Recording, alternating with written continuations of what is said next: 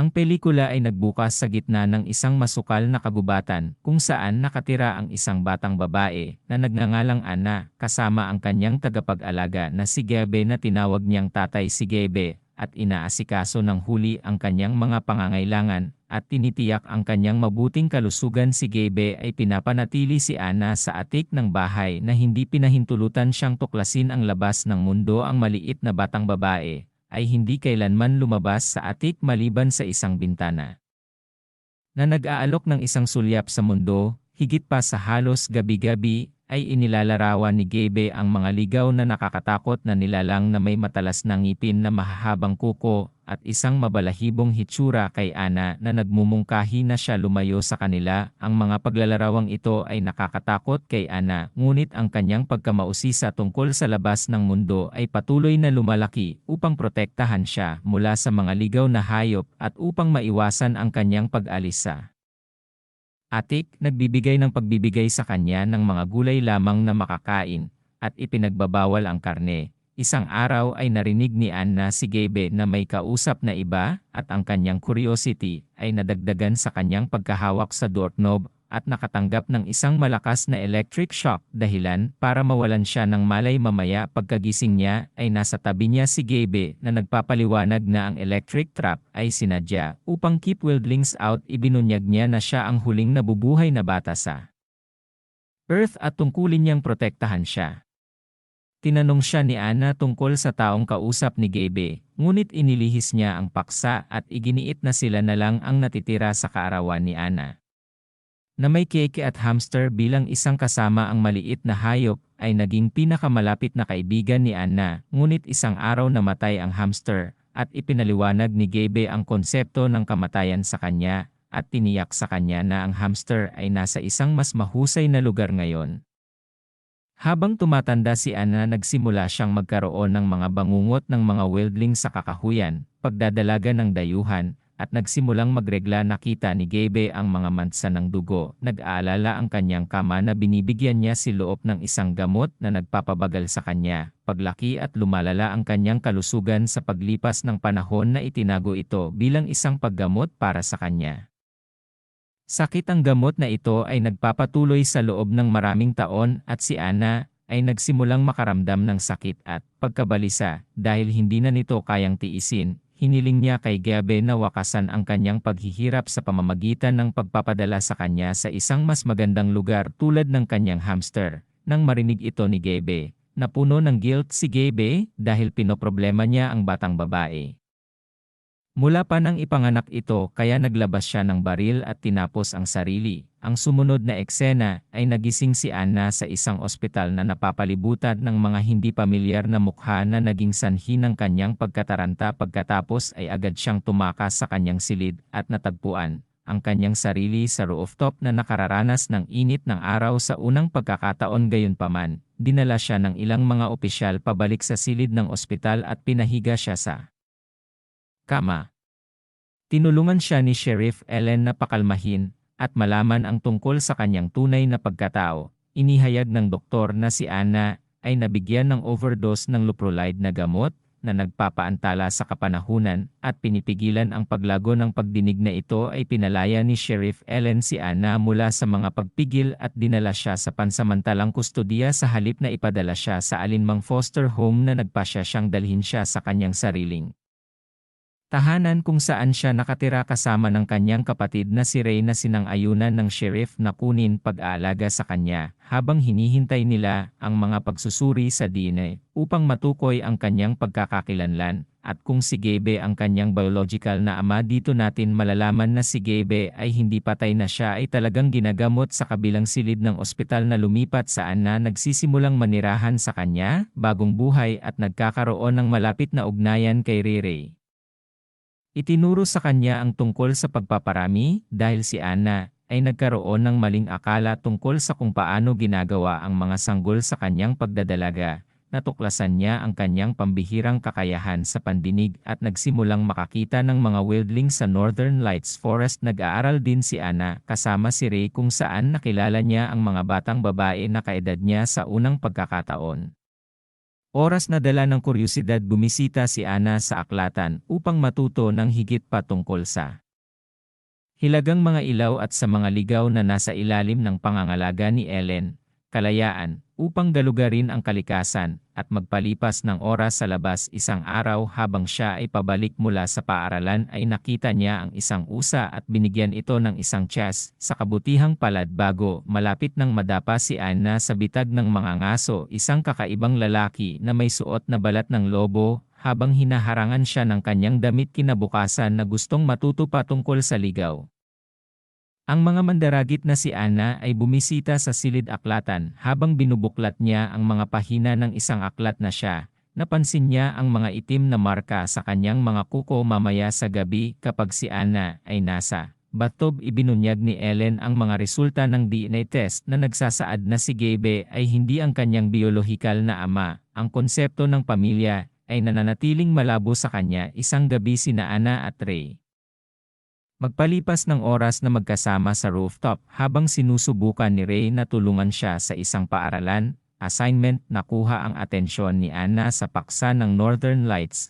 Habang nakahiga sila, Anna napansin ang pagkutitap ng mga ilaw sa di kalayuan na lumabas na isang party sa bahay ni Jen. Binanggit ni Anna na kaibigan niya si Jen at pareho silang nagdesisyong dumalo sa party. This is sa unang pagkakataon na pupunta siya sa isang malaking pagtitipon. Gayunpaman, pagkatapos uminom ng inumin ay nagsimulang mabalisa si Anna sa panahon ng party na nagbahagi sina Ray at Anna ng isang maikling romantikong sandali na nakakuha ng atensyon ni Lawrence na kanilang kaklase. Sa kasamaang palad, ang kanilang halikan ay biglang naputol nang magsimulang dumudugo ang bibig ni Anna. Nagmadali siyang pumunta sa banyo at nadiskubre na nawawala ang ilan sa kanyang mga ngipin. Napuno ng gulat at tumakas sa bintana at tumakbo sa kagubatan. Bigla siyang inatak mula sa likuran ng tila isang wildling sa isang gawa ng pagtatanggol sa sarili. Si Anna ay lumaban at kumagat pabalik at napagtanto lamang na si Lawrence ay sinubukan niyang tulungan siyang makatayo, ngunit sa kasamaang palad ay huli na ang mga mahihirap. Namatay ang batang lalaki dahil sa matinding pagkawala ng dugo. Na nag-aalalang tumakas si Anna at bumalik sa bahay ni Gabe sa paghahanap ng mga sagot tungkol sa kanyang sariling pagkakakilanlan.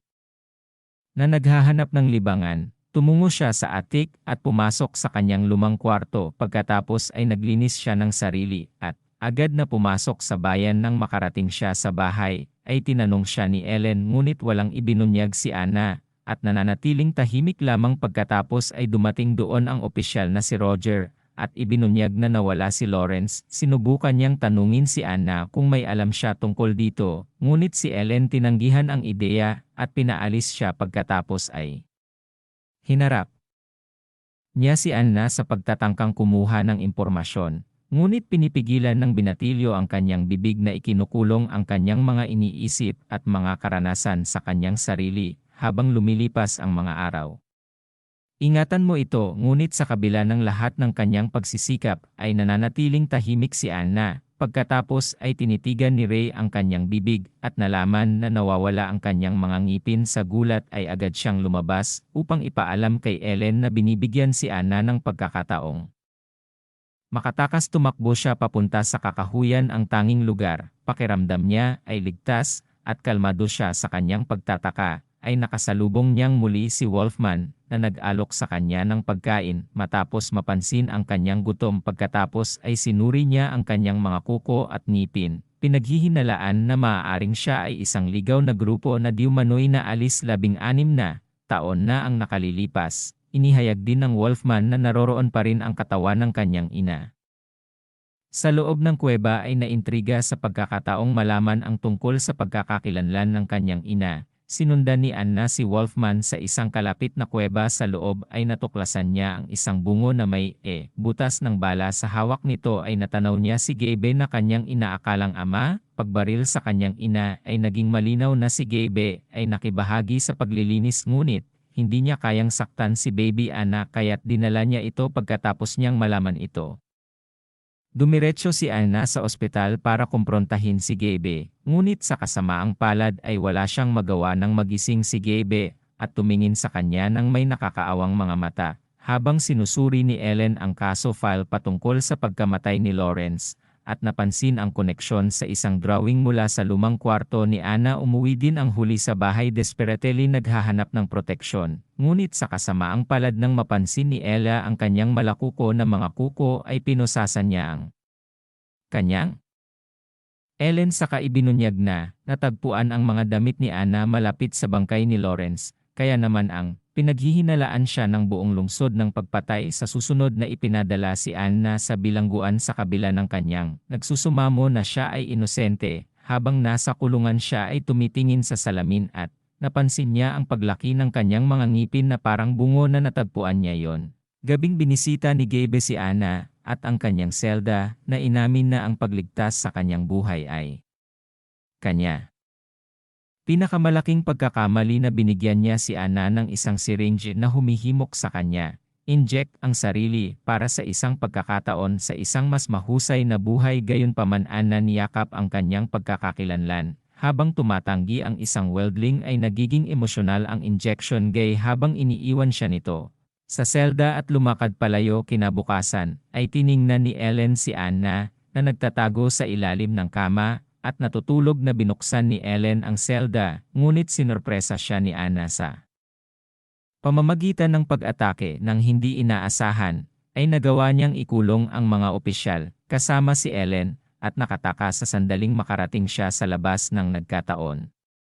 Nakita niya si Ray sa kanyang sasakyan. Nilapitan siya ni Anna at kinumbinsi siya na tulungan siya. Gusto niyang ihatid siya nito sa Northern Lights, sa lugar kung saan siya ipinanganak, sa paraan na ipinakita rin ni Anna na siya ay isang ligaw. Mamaya pinahinto ni Ray ang kotse sa gitna ng kagubatan at nagpasya si Anna na ipagpatuloy ang kanyang paglalakbay ng mag-isa. Ngunit nag-aalala si Ray para sa kanyang kapakanan, kaya nagsimula siyang sumunod sa kanya. Sa dilim, lumangoy si Anna sa kalapit na lawa at nabasang-basa. Nag-aalala na baka makaramdam siya ng sipon. Nag-set up si Ray ng siga upang matuyo ang kanyang damit. Habang hinuhubad ni Anna ang kanyang kasuotan ay napansin ni Ray na tumutubo ang buhok sa kanyang likod at nagulat siya. Ngunit tiniyak ni Anna na ligtas siya at nangako na hindi siya sasaktan sa eksena. Pagkatapos ay lumipat kay Roger at Gabe na tinatalakay ang pagtakas ni Anna. Pagkatapos ng maraming pag-iisip ay nagpasya silang mag-organisa ng isang grupo ng mga mangangaso upang hulihin si Anna. Sa susunod na eksena na makikita natin si Anna at tumatakbo si Ray sa kakahuyan habang tinutugis sila ng mga asong Serge. Sa kasamaang palad ay sabay ding dumating ang mga mangangaso at pinagbabaril si Ray sa balikat. Habang nagpupumilit silang makahanap ng ruta ng pagtakas, dinala ni Anna si Ray sa isang bangin na determinadong iligtas siya. Tinulak siya nito sa tubig at pagkatapos ay sumisid sa sarili upang makaiwas sa pagkuha. Pagkatapos nito, pinamunuan ni Anna ang mga mangangaso sa ibang direksyon habang hinihiling si Ray na tumakbo sa kabilang direksyon. Si Anna pagkatapos ay dumiretso sa parehong kuweba kung saan siya natagpuan ang labi ng kanyang ina. Sa susunod na muling nakipagkita si Ray sa kanyang kapatid at ipinaalam sa kanya na wala na si Anna sa kanya. Nag-iisa na lang si Anna na nakikibagay sa desperate measures para mabuhay sa mga unang araw ng kanyang kaligtasan sa kagubatan. Si Anna ay sumasailalim sa pagbabagong anyo at naging isang wildling upang itago ang kanyang sarili mula sa mga mangangaso na tinatakpan niya ang kanyang mukha at katawan na may dumi bilang pagbabalat. Kayo isang umaga sa kanyang araw-araw na paglalakad sa paaralan ay napansin ni Ray na pinupuno ni Roger ng gas ang mga galon na pinaghihinalaang binabalak nilang manghuli at patayin si Anna. Mabilis na tinawagan ni Ray si Ellen at ipinaalam ito sa kagubatan. Sa paligid ng katawan siya tumakbo palayo. Si Anna ay nagbago na ngayon sa isang ganap na ligaw at maaari siyang manghuli ng mga tao sa isang kisap mata. Samantala si Ellen ay dumating sa kagubatan upang iligtas ang nababagabag na binatilyo. Natakot siya na makita ang mga bangkay na nakahandusay at para lumala pa hinawakan siya ni Roger habang tinutukan ng baril na humihiling sa kanya na lumayo sa bagay na iyon, ngunit kaagad na dumating si Anna doon at pinatay si Roger, pati na rin siya ay nagpakita ng kanyang sarili kay Ellen na ipinakita ang kanyang buntis na tiyan. Bago tumakas sa sumunod na eksena ang mga ngaso ay sinunog ang kagubatan na lalong nagpasiklab sa galit ni Anna.